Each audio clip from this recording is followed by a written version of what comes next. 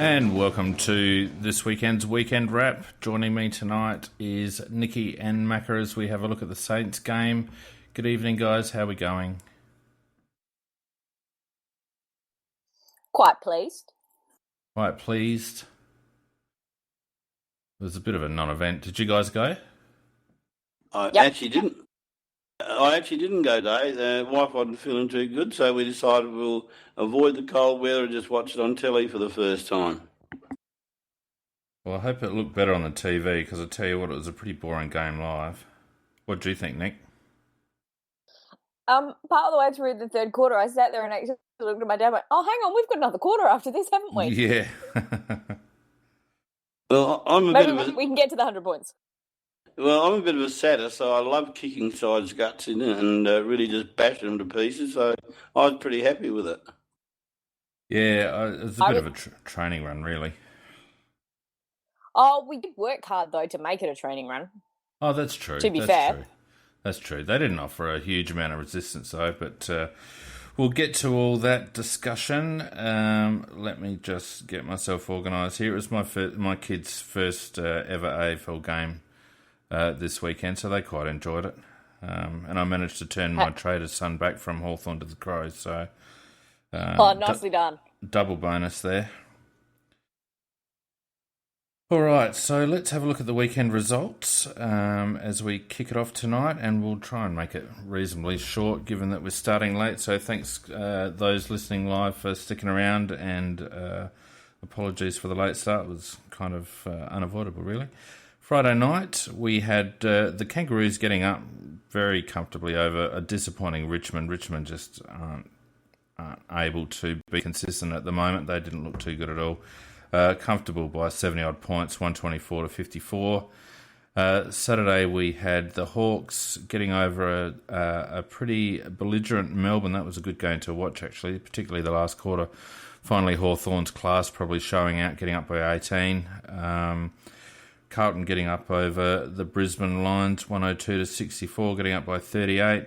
The Cats clawing their way to a victory over the Giants, and again, the Cats almost kicking themselves out of the game, really. 10 more scoring shots, but only winning by 10 points. The Swannies winning the battle for Noah's Ark up at Metricon over the Suns, comfortably in the end by 38. The Dockers having their first win of the season at home over the Bombers, 126 to 47.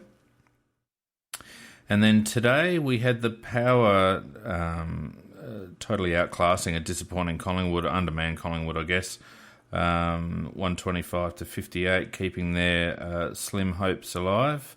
Pretty good battle by all accounts between Western Bulldogs and West Coast.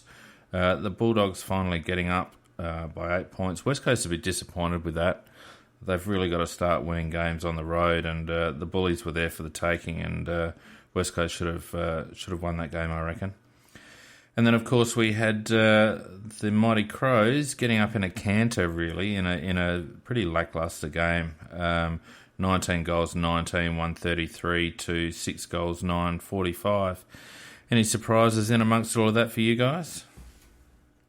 Can I just say, I want to give a credit to the dude who turned up at the Wetricon Stadium with a snorkel.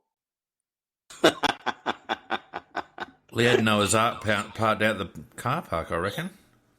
Well, actually, all the women's games up in Queensland got cancelled, and they put a picture up of them inspecting the ground for one of them. They're in a kayak. It's unbelievable. Those pictures that were coming out of the Gold Coast were just incredible. Yeah, that was just shocking. But it was actually quite an interesting game to watch because good skills come to the fore in that kind of weather. But I think pretty much most of the round went the way what most people expected. West Coast were a lot closer to the Bulldogs. Just on one point you said there, Nikki, about in that weather, you know, the good teams and the good players come to the surface. And in my dream team, I've got three of the Sydney midfielders and they all scored very, very well indeed, because not only do they go in and get the ball, but they also tackle a lot as well. They are the complete footballers. They've got a very good midfield, Sydney, and I thought they do. And I thought that's sort of where the shoot really shows up who can play and who can't play. The other game I just want to mention is the Port Collingwood one. I thought Port did play very, very well, but Collingwood must have the worst defence in the league. It is hopeless.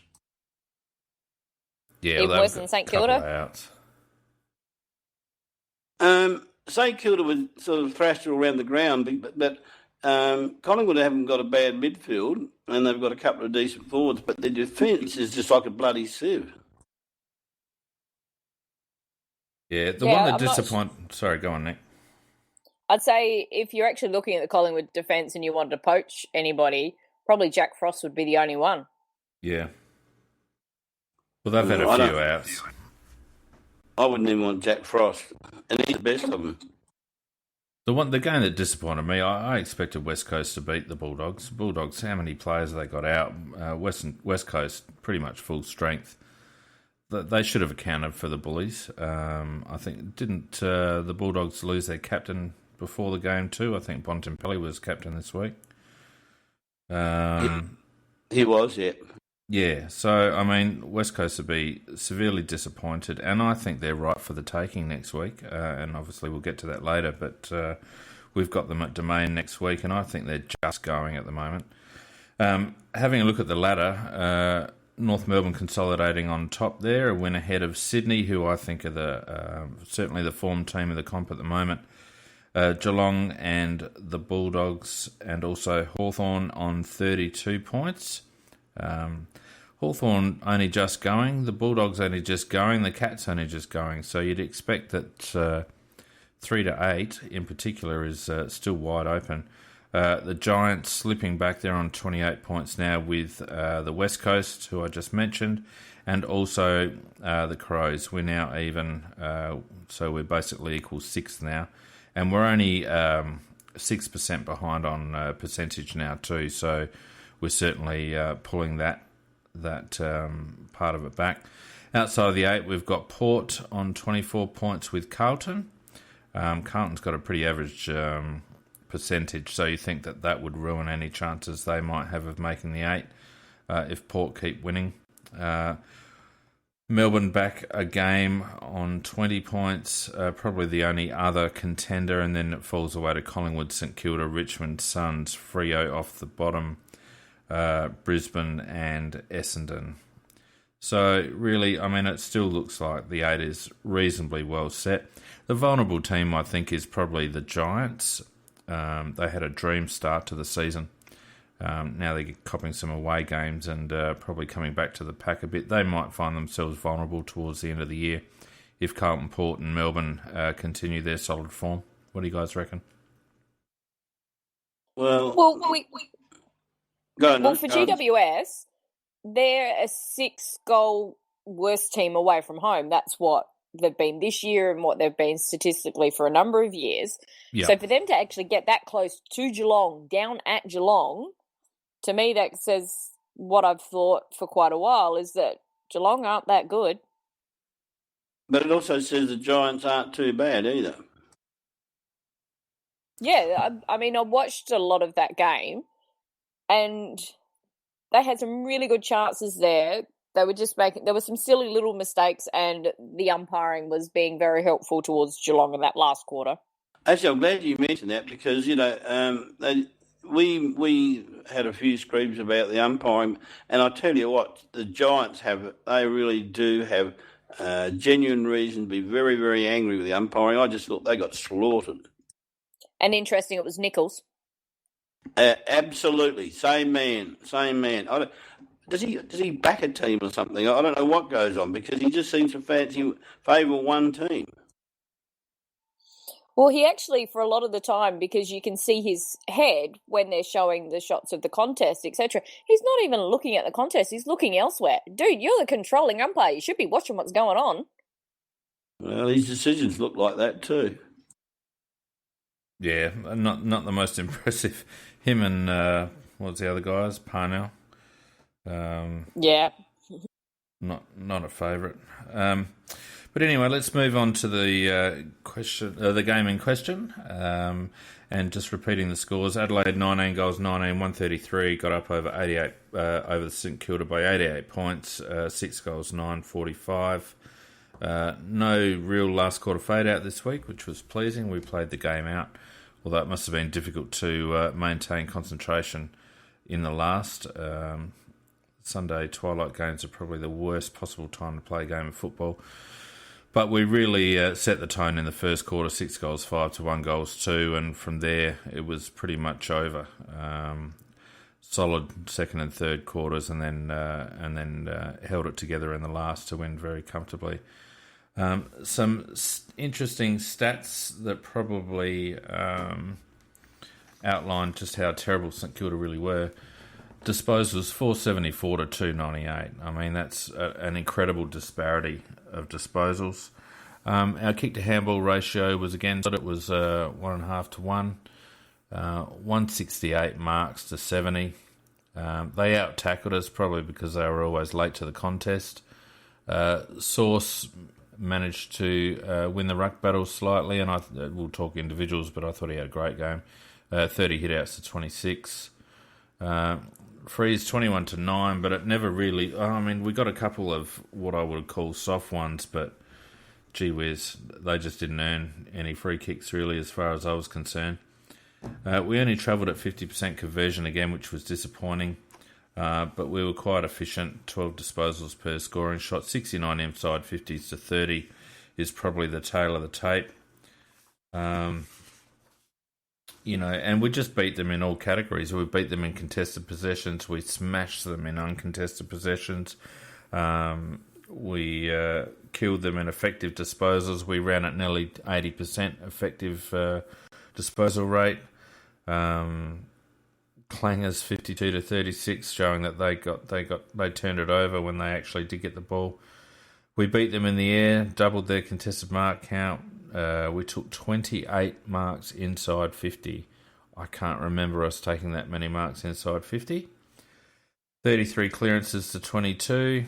They beat us in rebound 50s just because we had so much of the ball inside our 50.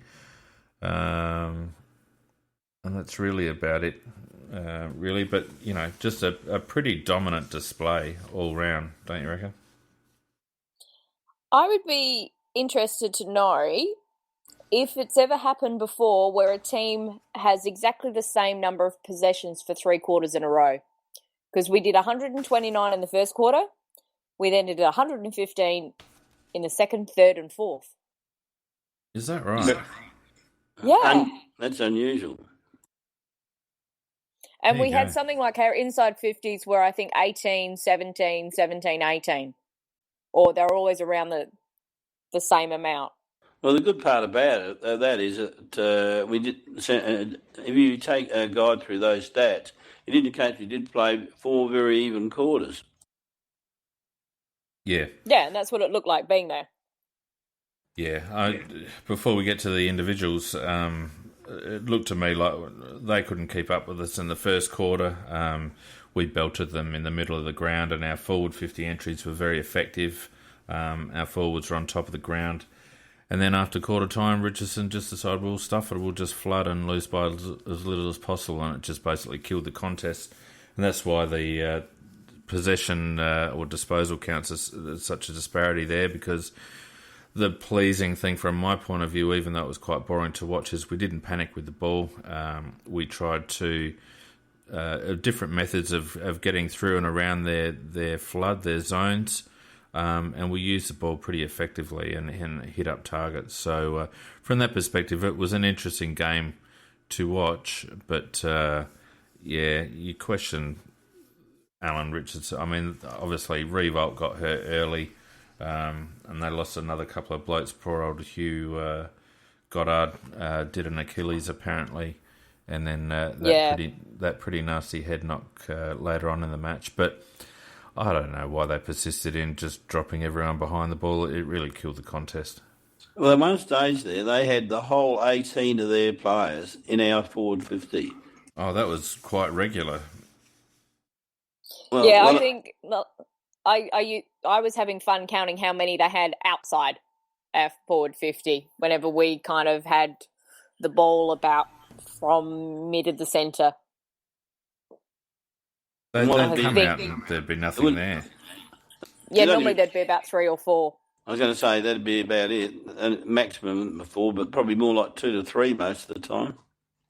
So they were getting those fast breaks, and they'd get that ball, and probably what you can't see on the TV for those who are watching is that all of a sudden our defence had set up beautifully across that back line. They just looked up and go, they've got nowhere to go.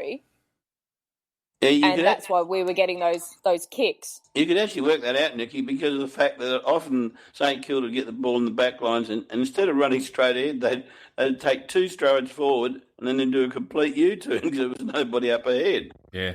Well, and the pleasing thing from my perspective is that we didn't get sucked up the ground. We tended to have 2, sometimes 3, sitting across the middle of the ground.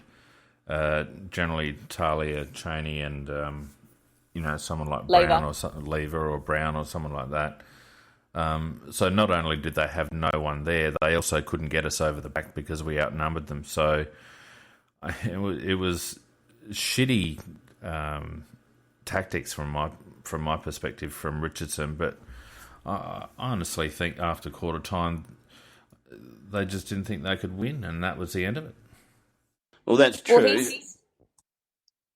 he said in his after-match press conference that what it was that the players came with a lack of intent, and it was very disappointing from him, from what he was seeing, that they were just beaten from the very start of the game, that there was that intent was just missing.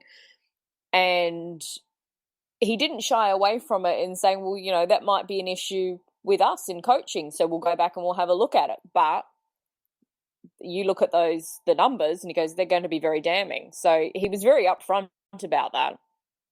Yeah, but I think he's probably right too. Perhaps his players weren't quite as dedicated to the cause as they could have been. But in the first quarter, when they probably weren't their most dedicated, well, we were still overrunning them because we played some very good football. And that, I think, with 38 scoring shots from 69 forward entries, that's a hell of a very good ratio. And that's because we've got this beautiful mix in our forward lines of guys that can lead, that can mark, that can crumb. We couldn't ask for a better mix in the forward line, really. I think that's what makes it so potent. What I've enjoyed watching over the last couple of weeks, Macca, is that we've started to drop our eyes and hit up targets. Our marks inside 50 count was up versus GWS, and then obviously it skyrocketed this week against St Kilda. But it's much more apparent to me that the bombing blindly on top of Eddie's head or on top of Tex's head, that thing of the past. They must have worked very hard on our entries inside 50 because it's a lot more efficient and it's a lot more concerted, and it's paying dividends. I mean, we're kicking big scores, and over the last couple of weeks, had we kicked accurately, we probably would have kicked 2 bags of 20 plus goals. So when it's on and when the midfield are working hard, that forward 50 is extremely dangerous. Yep, and I must take my hat off to Lyons, but he's a guy that I've bagged a lot over the years, not for being not being any good, but I always thought he was just a little bit vanilla. But his usage of the ball has been tremendous. He lowers his eyes and he's either chip passes or nice little long kick into position. And I thought he actually set up a lot of play today. Well, and the other one, which I just want to highlight, is on the eastern wing when Malera takes the handball and he does that pass into the forward 50. Before he took possession of the ball, he was actually looking into the forward 50 to see what was going on, takes possession, and then he doesn't have to rush because he knows what's ahead of him already and where he's going to kick it. Well, it's a good segue into looking at some of the individual stats for the game. Matt Crouch was our highest disposal getter. He actually had 17 disposals to quarter time in a bit of a statement. Oh, yeah. Then they sat on him. Yeah, we ended up with 36 posies, 17 kicks, 19 handballs, so a good mix there. 3 tackles. What was his clearance numbers? He had 9 clearances. Had obviously what was a his good disposal efficiency? disposal efficiency, nearly 78%. That's good for him. 77.8. So a very, very solid game from Matt. Good to see him back. And I felt that him and Jared Lyons on the inside worked really, really well. Jared Lyons had 28 touches, 16 kicks, 12 handballs. Also 4 inside 50s, 4 clearances. But like you said, Macca, where I felt his worth was his disposal, his ability to pick out targets. And not only that, it's the first game I've been to this year, so he is very good at our system. He knows where he needs to be. He demands players to be in certain areas, and I actually think he suffers a little bit from players not using him when they probably should. And I think Jared might actually get a little bit frustrated by that at times. But the longer he stays in the side, the more value I can see him being to our system. And I wouldn't have said that 12 months ago. So kudos to him, as you said. I thought his game was excellent today. Yeah, well summed up. Sloaney had 32 touches in a lazy game for him. 15 kicks, 17 handballs, 7 marks. Kicked a goal, just a few tackles, 8 tackles, went at 78% efficiency, which is good for Sloaney because he can sometimes burn it a little bit. 3 clearances. Marshalled the troops, particularly in the second half. He was almost our quarterback across the middle there. Extremely good game from him. It was great to see Rory Laird back. You forget how composed and how good he is in our back six. 30 touches, 11 kicks, 19 handballs, 8 marks, 2 inside 50s, went at 83% disposal efficiency. An excellent game from Lairdy, and good to see him back. Jakey Lever, 30 touches. Oh, yes. I mean, you know, in all honesty, he was unmanned for a lot of it, but he put himself in the hole. He did what he needed to do, and he distributed nicely. He went at 90% disposal efficiency, so that's what you want from your loose man. So not only did he get it 30 times, he took 13 marks, 3 inside 50s. As I said, 90% disposal efficiency. An excellent game from Jake, and also Tales. 26 touches, 18 and 8, 17 marks, which is outstanding from Talia. But I thought the person that stood out to me the most, and it's not trade bait, I thought it was Sam Jacobs' best game for quite some time. 24 touches, 16 kicks, 8 handballs, 6 marks. Kicked 1 goal, 1, which was very disappointing, I think, for Vardy, who was someone in Game of Crows on Thursday night had Jacobs to kick 2, so he kicked 1 goal, 1, and he only missed that one by a little bit. So bad luck there. 27 hit out, 7 inside 50, so, and really is playing a link man role at the moment. And then obviously that was actually deliberate. When I was watching it, because Hickey was jumping very early and he was getting the taps.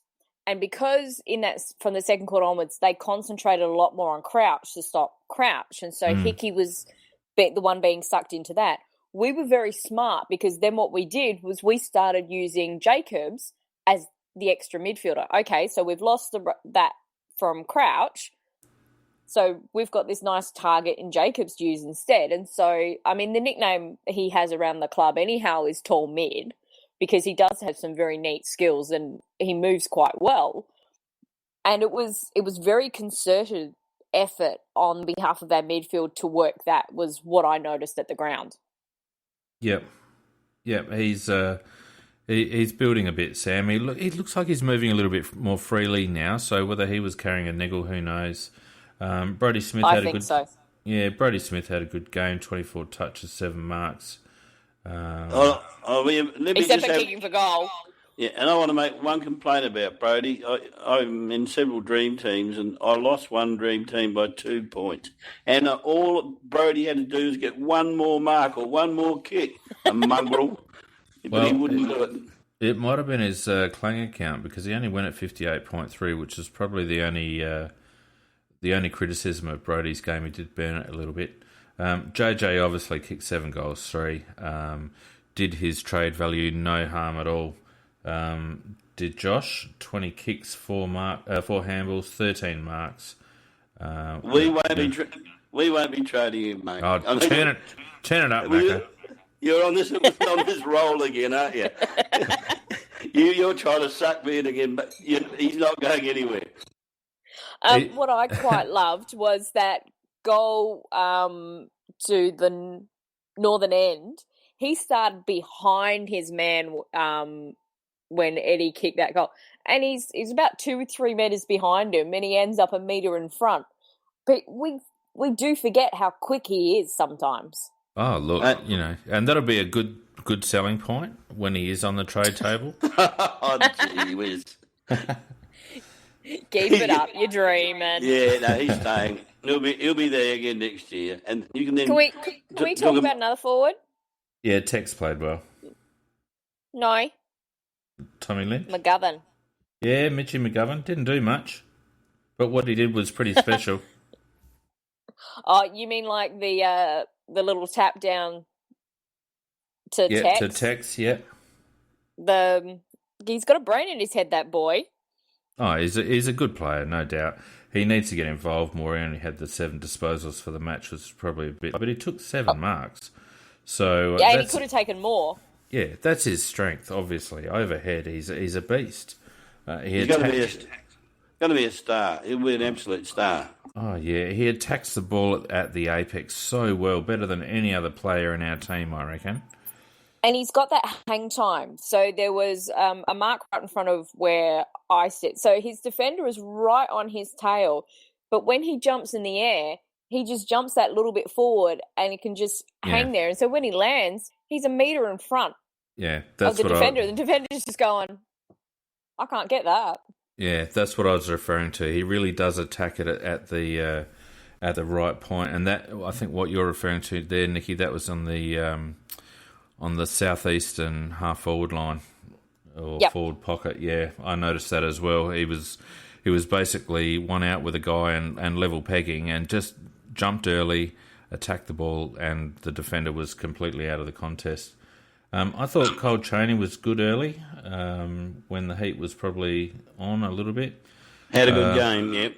Yep. Rory Atkins was okay, 19 touches. What he did very well. Got put in the middle a couple of times. Yeah. Yep. Tex looked good when it mattered. Faded a little bit towards the end, but starting to get off the ground and starting to return to a little bit of that beast mode. So obviously he's over that foot injury and starting to get some fitness in the legs, which was good. Pretty much the only disappointing player from my point of view is one Richard Henderson. Oh my God. Well, and nothing changes. There's no reason why it'll change because it's him. Just all at sea, Richard. And he gets his 20 touches and he takes his 7 marks and he runs at 80% disposal. And on the surface, you look at his numbers and you go, well, that's not a bad game. But my God, the amount of contests that man does not enter by choice is astounding for an AFL footballer. And I know he's in your words, Macca, he's a soft cock, and I agree 1,000%. And if you want to play, like, even up forward, he had a stupid shot at goal where he should have centred the ball. He turned the ball over a couple of times when he shouldn't have. He didn't go for contested marking situations.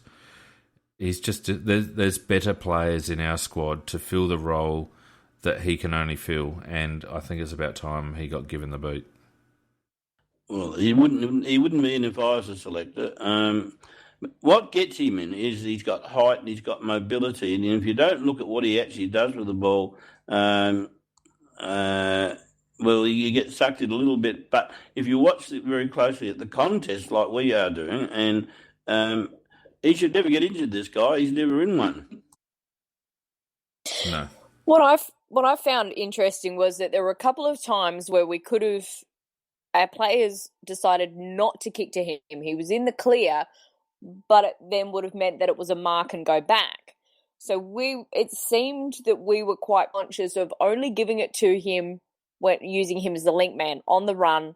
We don't want him to stand there and not make a decision for a very long time. Yeah, but that's consistent with what Pikey's game plan is, just to move that ball like grease lightning into our forward line, because we've got a very potent forward line. The quicker you get it there, the less chance for the defender. The trouble with Henderson is that he's quite hesitant. And as I was saying before, with Lions being very up to speed with our system, Henderson's the opposite, in my opinion.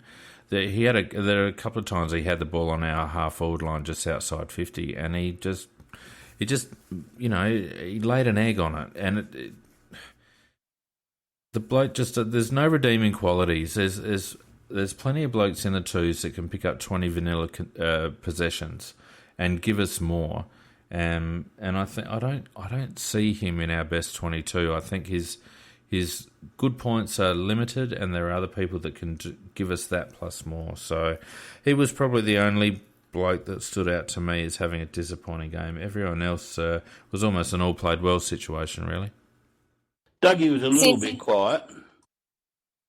I think he was doing a job again. I have a feeling he was on Jack Stephen. Yeah. So Sloaney was doing a little bit, but he was then released a bit more. But we've been very consistent that Douglas is pretty much our stopper midfield. So we're not getting the numbers from him. So I've seen a lot of comments, Douglas is going to get dropped because, he didn't do well. The fact that he's continually getting picked tells me that he is definitely doing these jobs and they're happy with him. Okay, we're not getting the high possession count, but he's doing something we need him to be doing for our team to be winning. That's an interesting point because, the tagger went out of existence virtually last year. But I think it's starting to sneak back in again this year. I mean, North Melbourne, they use a tagger, and he's a very good Jacobs. one. Yeah, in Jacobs. And Fremantle, they used Barlow as a tagger this week, and Targa made Zaharakis look like a B grader. He just wouldn't let him get the ball.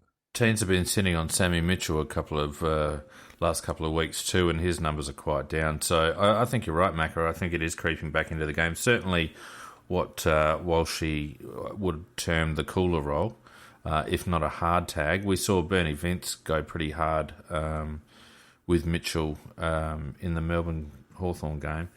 Correct, yep. Yeah, so it's certainly there, and I think Dougie does play a slightly defensive role. I think the indicator of that, because it's all supposition from our point of view at this stage, but the indicator will be we've got Brad Crouch and Tomo, who you would expect to come into the side at some stage. If Douglas is one of the players that makes way for one of those two, then you probably deduce from that he's not quite fulfilling a role. But if it's someone else, or if those two don't break back into the team, then you're pretty much spot on, Nick. Well, the interesting thing is that we're going to end up with a flood of midfielders all vying for the one spot. I mean, Brad Crouch can't be too far away. Tomo's got to come back in again. And the boys that played there, they played so well. I don't know how you get them all in. Well, like you said in the chat... in the SNFL, nobody was really pushing down the door for selection whatsoever. No, Brad had, 29 touches, I think. He had one okay quarter in the third. Okay. Men played well, but as I said, we're conserving him. He's quite good. McKay, at one stage, was actually our most effective forward, and he was playing on the wing. So that's not good on our forwards. And I thought Ramsey and Dode were quite good down back. Greg was good in and out, but that was really about it. There wasn't anybody there standing out saying, pick me. I'm putting pressure on. Only Oval's a hard ground to play too. It was so slippery. Yeah, it's small, and when it's wet, it's not an easy ground to play on at all. But obviously, we'll talk about the SANFL a little bit more. But getting our midfield rotations right is going to be quite interesting because we've got a bit of quality on the wings, Crouch and Thompson, and I think Jared Lyons has done everything you could possibly ask of him and added value to the team since he's been in. So I don't think, he's been dropped once, probably erroneously, early in the season and come back in. Continue to play well. His numbers are building. Very close to having a 30 possession game today. And as I said, I think as he gets used a little bit more, those numbers will creep up. So I don't see who comes out at the moment. Well, Tomo has to come back in again because he is a genuine A grader and he's a genuine part of the side. So maybe it's Miller that goes out. I don't know. It's just going to be a balanced selection question for the selectors, and then they're going to have to take into account who we're playing and who would match up with who.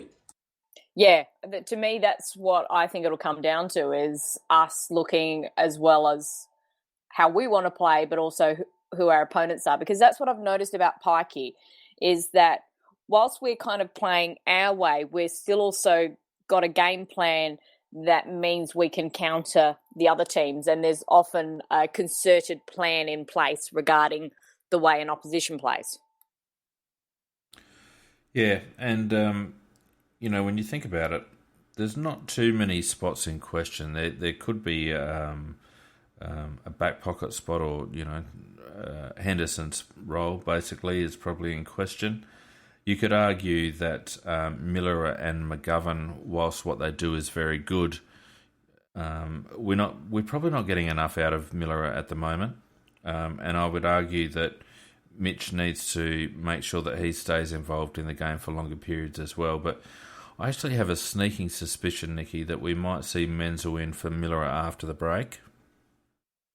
I think that could be a possibility. I think what we've been doing, especially with Gov and with Wayne, is that we're getting them used to playing with our forwards at that level. And Menzel definitely he's had a very unfortunate start to the SANFL with his concussion. So that, and the stupid as we've had, so that didn't help for him to get some continuity. But he's definitely been building the past couple of weeks that I've seen him, and we're playing him a lot through the midfield as well, up on the wing.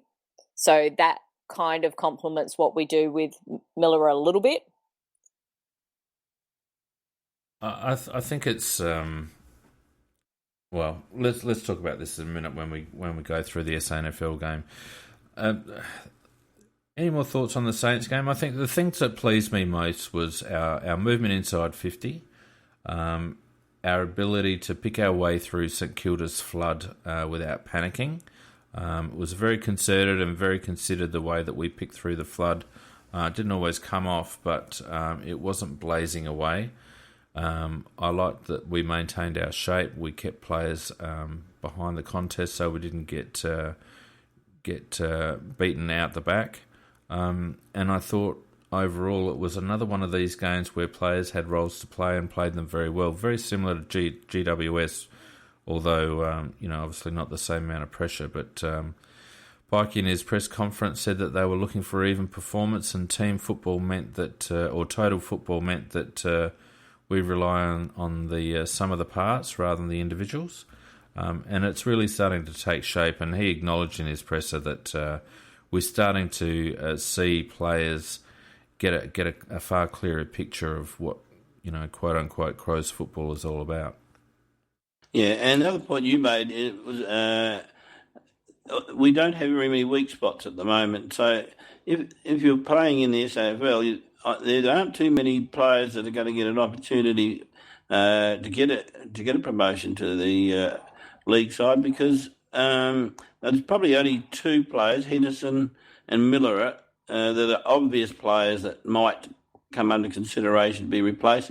And when Nikki was talking before about Menzel, well, Menzel, if he did come in, he'd probably take Miller's spot. And the other one with Henderson, I have no doubt that if Curtly Hampton had been fit and playing up to the his capabilities, that he would have been the one that would be in Henderson's role. No doubt.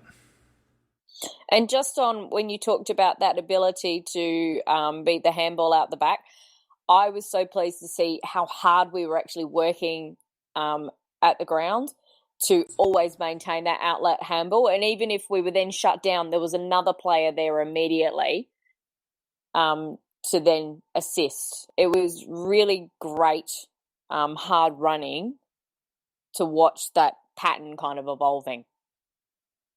I thought our work rate in the first quarter was outstanding when the game was there to be won. Our defensive pressure inside 50 was outstanding, and there was some real intent. And Richardson mentioned that word in his press conference, which a word to describe what St Kilda lacked, which was intent. But we certainly turned up ready to go, and we stamped our authority on the game early, and a lot of that was down to our pressure around the clearances and our defensive pressure in our forward 50. And the other thing too, I know we were only playing against decorated witches' hats, but I thought Nikki raised a very good point too about the handball use when we were looking for a way out. We had a situation, we had three guys there, instead of three charging in to get the ball, only one went in for the ball and two stayed out on the outside to help that person if they got into trouble to receive the handball and move it on. So I think we're gradually getting the concept of not all rushing in with the one desire of trying to get the ball and then just really competing against yourself. So I thought that was a big improvement today. Yeah, I agree, Macca. It's that whole thing about role playing, and I think blokes are starting to understand what's expected of them in various situations. And clearly today our ball winners were Crouch and Lyons, with a bit of Sloaney in there and some defensive pressure from Douglas. Didn't see a lot of Betts and Cameron through the middle this week. But they were mostly coming off the back of the square. Neither of them went into the middle. Yeah, there was a nice play. I think it was Charlie cut through. Might have been in the last quarter, early in the last quarter. But their numbers were both down. But you're going to get that in this sort of game, I think. But yeah, I mean, like you said, decorated witches' hats, Macca. So it's hard to take much else from the game, really, apart from the fact that we did what we needed to do and we got the result we probably we needed to get. And a bit of percentage, yep. Yep. Anything else to add, you guys? No, I think we've killed it, haven't we? Pretty much. Just quickly on the SANFL, obviously we went down to the Mighty Blues by 10 points. You'd be happy. I'm happy, yes. 10 goals, 10-70 Sturt to 9 goals, 8-60 Adelaide. Sturt overran us in the last quarter by a couple, and that was the end result, basically. As we mentioned, It took them a while to get going. Yeah, it was a pig of a game, pig of a ground. I can't stand on the Oval. I've been going there for years. I've played on it and many times. I never played a good game on it. I used to like the bigger ovals. It's a shocking oval to play on. It's small, and I don't know about you, Macca, but I always found that it was slightly bent. I don't reckon the goals line up. A bit like Prospect. I never got the ball often enough on that oval to know. Well, it's one of the Sturt players who kept trying to kick it into the bowling green. He didn't want to get it anywhere near the goals. We basically had no run from the start. They looked flat from the start. Even though we were up and we were winning the game, we were just flat. Yeah, well, the disposal count looks down.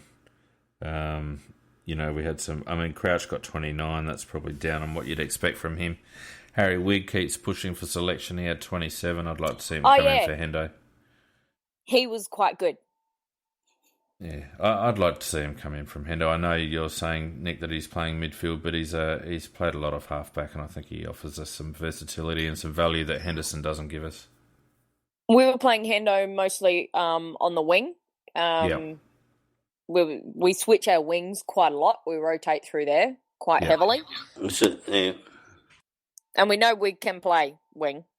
Yeah, exactly. So Cam Ellis-Yeoman had 27 touches, but only 8 kicks. You'd want more than 19 handballs from Cam Ellis-Yeoman. He's, I don't know.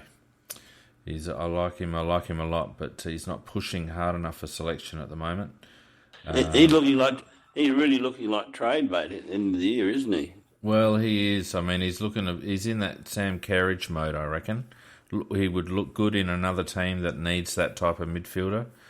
But at the moment, with our depth in the midfield, struggling to make a name, which is unfortunate. Yep. He did a very lovely touchdown over our 50-metre line, just with how slippery it was. He managed to get away, tried to accelerate, and the ground just slipped out under him, and it was kind of actually hilarious at the time, but it was a perfect touchdown. Yeah. The only thing is nobody's saying he can't play, but the biggest problem is there isn't a role for him. But he's not forcing his way in, is he? And that's the thing. You want you want your midfielders to be forcing their way in. And at the moment, apart from Crouch, who's doing it on the bit really at SANFL level, we don't really have too many. Mitch Greig, 22 touches. Dean Gore's only having 18 touches. So we haven't got, obviously we've got Riley Knight still not playing. So, not a huge amount demanding a spot. Obviously Tomo in the wings as well. So Cam Ellis-Yeoman has probably dropped back to the pack a little bit. And that's a shame for him. But like you say, I'm sure there'll be a team around that'll want him, Macca, at the end of the season. And he's probably worth a solid second-round pick, I reckon. What do you reckon? Well, Apparently Carlton. Go ahead, Nikki. Apparently Carlton have been in his ear. Well, if we can get something for him, I'd take it because... Can I have Cripps? we won't. We'd all like to have Cripps. No, he's an excellent midfielder, that guy.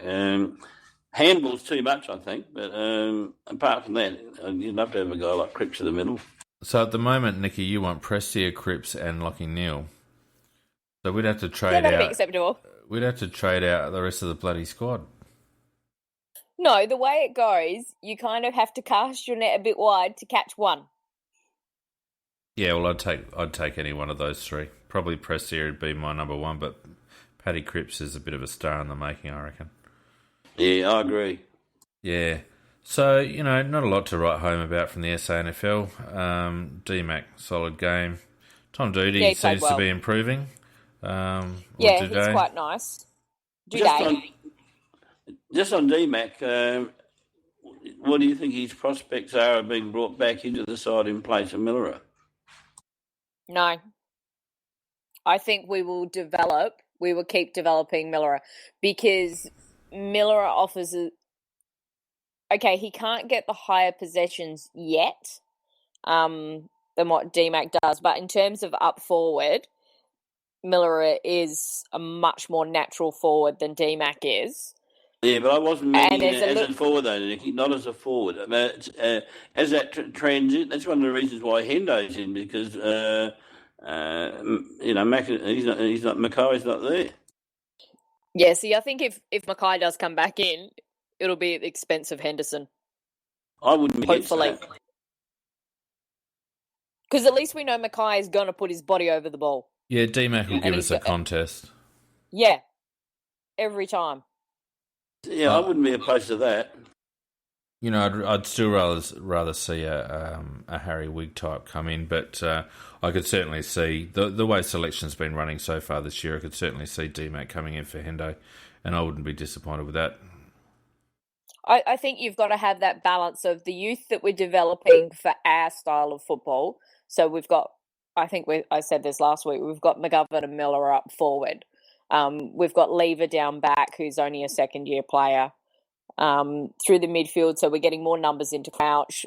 occasionally we're throwing some of the other younger guys through there. You got to think Atkins is still quite young in terms of game time. Oh yeah. So you've got to have that balance between some senior and the junior ones. And I think at the moment the club's pretty much got it right. Hard to argue with you. Yep. So obviously next week is a big test for us against West Coast. I think West Coast are only just going, but they're always a better side at Domain. So 6-day break, although they're coming off 6 as well, so that's not a factor. But that'll be a real test for us with their forward line and their solid midfield. It'll be a real test for us. The test for them will be if we do get midfield ascendancy, containing our forward line. Yep, but that's one of the reasons why I thought the DMAC could be a big chance to come back in, because it's a very long oval, and he would, if he played that transitional role, taking from defence and running forward and bringing into the forward line. So I think that actually enhances his prospects of coming in. Yeah, I can't argue with that, Macca. You need a bit of pace down at Subiaco, and like you say, with a longer ground, you just need to be able to carry the ball a little bit more. So I'd prefer to see DMAC in over Henderson. Absolutely. Fighting Magic makes a good little point on the chat. Hardigan has been a massive bonus for us this year. I think our back six in general have been a massive bonus for us this year. It was probably the area of the ground that we were most worried about as a supporter base, and yet seeing that group, Lukey Brown, Rory Laird, Tales, Hardigan, and despite what people say, Cheney as well, really gel and form a very solid back six. It's certainly probably opened our window a year earlier than otherwise would have been the case, I suspect. And I'd say that's where we've probably got that little bit of stronger depth in terms of the SNFL and those performers who are performing well. We haven't had Shaw, unfortunately, still with his concussion, and I think the way it's going, if the fact is that he actually can't train, he may be lost to the AFL, which is a pity because he'd started to show some really nice improvement back to that player we have seen glimpses at the very start of his career before the hamstring issues sort of kicked in. Yeah. But Keith was a little up and down, but his good is very, very good. And he's quick and he's tall. Dode is that great third forward. Ramsey, because we've got the height up forward, so instead of him going forward, we've pushed him back. He was probably in our best players, if not the best on the ground, I thought, against Sturt. He was doing some great run out of there, and he's got a really good kick on him. How'd Jake Kelly go? It comes, not as good as I would have liked. I know he can do better. He was still good, but he can do better. Yeah, he's the one I feel might fall out of favour first. Jake, such good signs early on last year, but I think he's just fallen away a touch. And I don't like broken hand doesn't help. No, it doesn't. But you would think he's the one that you would think would probably come in for Henderson under different circumstances if Henderson was playing in that back six. But he doesn't seem near it at the moment. You might see him put on the table back to Collingwood. He doesn't want to go to Collingwood. Well, I know his old man. I think. Yeah, and I don't think his old man wants him Collingwood either. Isn't Craig on the board at Collingwood? No, because he's player agent. He used to be, but then he went got his own business. Or has he gone on the board? No. I don't think he's actually an agent anymore. I think he still runs his business. Otten was very, very good as well on the weekend. So, yes, he's lost his pace, etc., but he's, emergency in case of, break glass in case of emergency. There it is. Got it out. It's been a long day. Yeah. That's what I was he thinking, was still yeah. quite good. Yeah, So break the he's glass. one who can come in. All right, so I'd like just a quick comment on the West Coast game coming up, and then we'll wind it up. We're just about at the hour. As I said, I think if we can get on top in the midfield, our forward line's going to really trouble them. But if they get on top, I think vice versa, their tall timber up forward is going to give us some headaches too. So what do you guys think? Well, I think it's going to be a very tough game, to be honest, because they are a much better side at home than they are away. And they got within 7 or 8 points of the Bulldogs, who are one of the quality sides in the team in the AFL. So it's not going to be a very easy game. And as I said, they play a lot better at home. They do have a genuine good forward line. So I would like to see a situation that at least we don't fall back into the habit of letting them have more inside 50s than ourselves. If we can match them in the midfield, at least break even with them in the midfield so that we have the same number of inside 50s, well, it'll be a very interesting game. I think we can win it, but it won't be by very much. How about you, Nick? I'd be interested to see. I'd be very interested to see McGovern versus McGovern. Yeah. Who's going to sit on whose head? But you'll probably get to see that. Little brother will. Little brother will. If he gets the chance to outmark his big brother, he's going to do it. But that could really happen, though, Nikki, because they'll both be down the same end of the ground. I wonder how often that's happened. Oh, the Jarmans played on each other. We've had that before. True. I can't think of too many, though. Did the Crackers... The Cracker boys back in the 80s, Macca, were they always both at Kangaroos, or did one of them move? No, from my memory, they both always played with North Melbourne. They're from West Australia, those two boys. Yeah. No, I can't think of too many others. I have to say, though, with the Jarmans playing on each other, I did get to see one of the best banners I've ever seen at the football, which is "Our Jarman's better than your Jarman." Except it was wrong. No, we just kind of got the two good ones. We got the better one in the end. In the end, yeah. But, the bald nut wasn't as good as the fat gut, that's for sure. He still wasn't too bad. Oh, No, here we go. Did Selwood ever tag Selwood? I reckon they did. They had a bit of a punch-up too, yeah. They did. Yeah, you're right. That's right. Good call, Ben Tree, on the chat there. Well done. Yeah, you get a T-shirt when we decide to make some. Have a virtual one in its place. Yeah, that's right. But don't walk around bare-chested. Not in this weather. No, He'll get a cold before he gets a T-shirt. All right, well, I think we might wrap it up on that note. It's starting to get a little bit messy, and really, the Saints game... I want to watch the replay. Yeah, well, is it up yet? Oh, you guys have got Fox. I've got to wait for AFL to put it up. Yeah.